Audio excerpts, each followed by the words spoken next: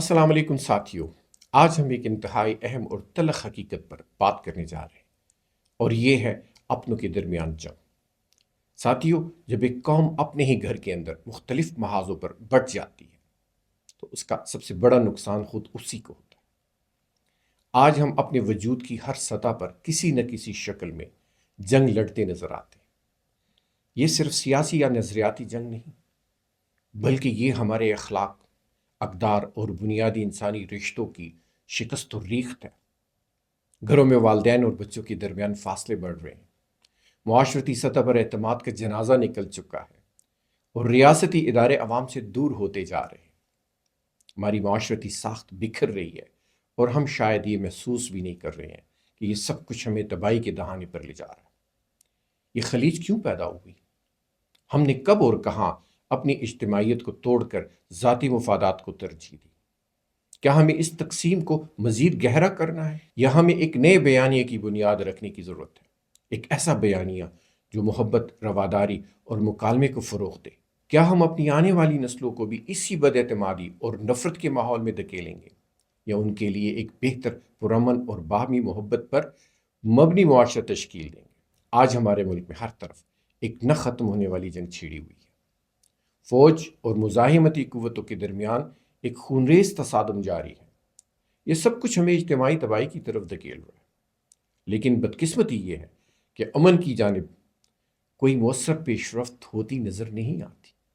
یہ ایک تلخ حقیقت ہے کہ جب اپنے ہی لوگ ایک دوسرے کے خلاف سفارا ہو جائیں تو نقصان ہمیشہ اجتماعی ہوتا ہے۔ ایک فریق جیت بھی جائے تو وہ جیت در حقیقت سب کی ہار ہوتی ہے، کیونکہ اس میں لاشیں بھی اپنوں کی گرتی ہیں، شہر بھی اپنے اجڑتے ہیں اور مستقبل بھی اپنا ہی برباد ہوتا ہے۔ ہمارے ملک میں جو کچھ ہو رہا ہے وہ کسی ایک فریق کی نہیں بلکہ پوری قوم کی ناکامی ہے۔ یہ ناکامی صرف اس لیے ہے کہ ہم نے اختلافات کو ختم کرنے کی بجائے انہیں مزید گہرا کر دیا ہے۔ ہم نے دشمنی کو بڑھاوا دیا ہے، امن کے امکانات کو پس پشت ڈال دیا ہے اور ایک ایسے راستے پر چل پڑے ہیں جہاں تباہی کے سوا کچھ نہیں۔ کیا یہ ممکن نہیں کہ ہم اس جنگ کو ختم کرنے کے لیے ایک نیا راستہ نکالیں؟ کیا ایسا نہیں ہو سکتا کہ ہم اپنے مسائل کو مذاکرات اور افہام و تفہیم سے حل کریں؟ کیا یہ بہتر نہیں ہوگا کہ ہم اپنے وجود کی ہر سطح پر جاری لڑائی کو ترک کر کے اپنی انفرادی اور اپنی اجتماعی تعمیر اور ترقی کے بارے میں سوچیں؟ ساتھیوں، جنگیں ہمیشہ نقصان دہ ثابت ہوتی ہیں اور ہم نے تاریخ میں بارہا دیکھا ہے کہ داخلی جنگوں نے کتنی اقوام کو کھوکھلا کر دیا۔ اگر ہم نے ہوش کے ناخن نہ لیے تو ہماری داستان بھی ان قوموں کی طرح المیہ بن کر رہ جائے گی۔ اب وقت آ گیا ہے کہ ہم آپس میں لڑنے کی بجائے اپنی طاقت ایک دوسرے کو سپورٹ کرنے پر لگائیں۔ ہمیں اپنی توانائیاں ملک کی ترقی اور استحکام کے لیے صرف کرنی ہوگی۔ اگر ہم نے اب بھی اپنی سمت درست نہ کی تو شاید ہمیں سنبھلنے کا موقع بھی نہ ملے۔ ہم نے ہر سطح پر اپنی جنگیں خود ختم کرنی ہوگی، کیونکہ کوئی باہر سے آ کر ہمارے زخموں پر مرہم رکھنے والا نہیں۔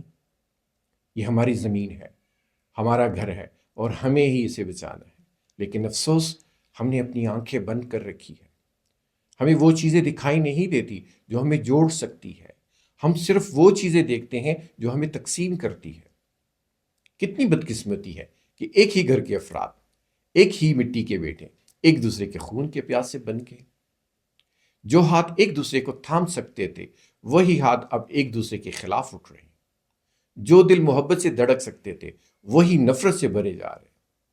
ہم نے چھوٹے چھوٹے مفادات کے لیے ایک دوسرے کا جینا دوبر کر دیا ہے۔ کیوں ہمیں وہ باتیں سنائی نہیں دیتی جو ہمیں قریب لا سکتی ہے؟ صرف وہ چیزیں ہمیں نظر آتی ہے جو ہمیں توڑ رہی ہے۔ یہ اسی لیے ہے کہ ہمیں تقسیم کرنے والی باتیں ہمارے مفادات کے مطابق ہیں، جبکہ جوڑنے والی حقیقت ہمیں اپنی ضد اور انا چھوڑنے پر مجبور کرتی ہے، اور ہم اپنی ضد اور انا کے قیدی ہیں۔ لیکن اگر ہم آج بھی اپنی آنکھیں کھول لیں تو شاید ہمیں وہ راستہ دکھائی دے جو ہمیں ایک دوسرے کے قریب کر سکتا ہے۔ ہمیں ایک دوسرے کو اپنا سمجھنے کی ضرورت ہے، ورنہ ہم اپنی ہی نفرت میں جل کر راکھ ہو جائیں گے۔ ہمیں ایک دوسرے کو معاف کرنا سیکھنا ہے، نفرت کو چھوڑ کر محبت کی راہ اپنانی ہوگی، کیونکہ اگر ہم انسانیت کے رشتے کو نہ سمجھ سکیں تو پھر شاید ہم کچھ بھی نہ سمجھ سکیں اور تباہی ہمارا مقدر بن جائے۔ ساتھیوں، کیا آپ اس پیغام کو آگے پھیلانے میں میرا ساتھ دیں گے؟ کمنٹس میں اپنی رائے ضرور دیں۔ ویڈیو کو لائک، شیئر اور سبسکرائب کریں تاکہ ہم مزید مثبت پیغامات آپ تک پہنچا سکیں۔ اس کے ساتھ میں اجازت چاہتا ہوں۔ اللہ حافظ۔